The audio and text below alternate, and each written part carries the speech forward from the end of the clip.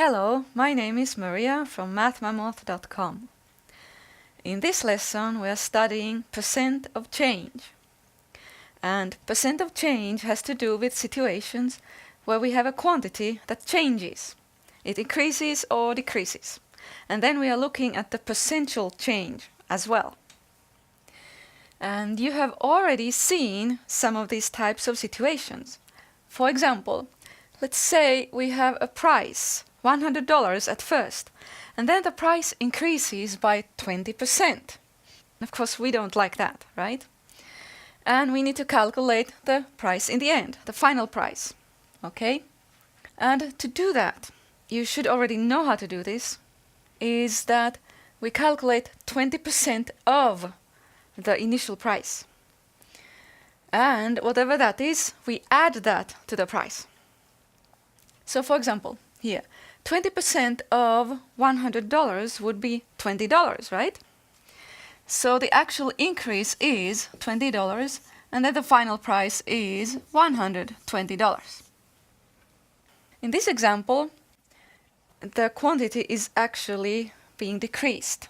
We have 200 students, and that decreases by 10%. Again, we calculate 10% of the initial quantity. 10% of 200 would be 20, right? And it's going to be subtracted, so I'm going to put here negative, minus 20, like that. And then 200 minus 20 is 180. So now there are 180 students. Now, what we want to especially concentrate in this lesson is these types of situations where we know the initial quantity and the final quantity, but we have to calculate the percent of change, the percent of increase or decrease. The way to do that is that we will first calculate the actual increase or decrease in the quantity, and then we will figure out what percentage that is of the initial quantity. Examples will make this clear, okay? The actual increase or decrease in this price, if this is a price, is that it is decreased by $2, right? So let's put minus here, or negative $2. And now, think this way. What part is $2 of the initial price? $10. It is, of course, 2/10, right? It's a fraction, 2/10. And then 2/10 as a percent is 20%. So here we have a 20% decrease in the price. Over here we have an area, 400 square meters, and it is increased into 600 square meters. What is the percent of increase? First calculate the actual increase in the quantity, which is 200 square meters. And now think, what part is this actual change of the original quantity? What part is 200 of 400? Of course, it is 1/2 of that, right? And then think of 1/2 as a percent. Change it into a percent. 1/2 would be 50%. So the area increased by 50%. We can summarize this by writing a generic formula for percent of change, which is this one here. Difference over original. The difference means the difference in the final and initial quantities. And the original is the original quantity. And you get the fraction, okay? A number divided by a number. It's a fraction. And then after that, you have to change that fraction into a percent. And often we do that by changing it first into a decimal, and then from the decimal into a percent. Now let's go through some examples. We have the initial quantity, 160 bikes. Maybe this sales in a bike shop or something in one particular week. And then the next week they sell 200 bikes. So the boss wants to know what was the percent increase in sales. Okay, we just use our formula. We look at the difference, the actual difference in these two quantities, which is 40 bikes.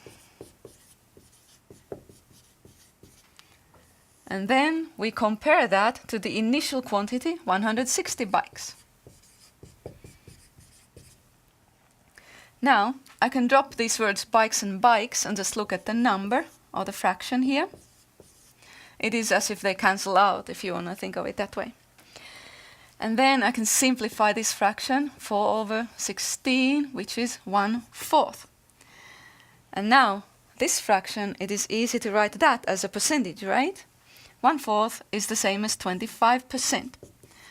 So the sales increased by 25% and the boss is happy. Okay, now let's say that the next week, the following week, the bike sales are again back to 160 bikes. And now we are looking at a week when they sold 200 bikes, and then the following week they sold 160 bikes. And now what is the percent of decrease in sales? And it's not going to be 25%. Again, we look at the difference in the quantities, which is again 40 bikes. But we compare it to the initial quantity, and this time the initial quantity is 200 bikes. So 200 goes here. And we get 40 over 200, which is the same as 1/5. And that, as a percentage, is 20%. So the sales decreased by 20%. Here the initial quantity is 64 kilograms and then 60 kilograms. Maybe somebody lost some weight. And how many percent of their weight did they lose? Percent of change again. Look at the difference in the quantities, and that is 4 kilograms. Compare that to the initial quantity, initial weight, 64 kilograms. And we get the fraction 4/64. Now, this one simplifies because both of these are divisible by 4. I get the fraction 1/16. At this point, you can use a calculator to calculate 1 divided by 16 to get the decimal number. And we get 0.0625. And now we write this as a percent. If all these decimals here confuse you, think of it this way. If it was simply 6/100ths, it would be 6%, right? So this will be 6.25%. These 2 and 5 just follow the 6. In this example, maybe you want to try it yourself. This is the price for sending a letter. Okay? It increases by 2 cents. What's the percent of increase? It's easy. We use the same formula. We look at the difference in the prices, which is 2 cents, over the original price. And this is the same as 1/23, right? Then, again, take a calculator.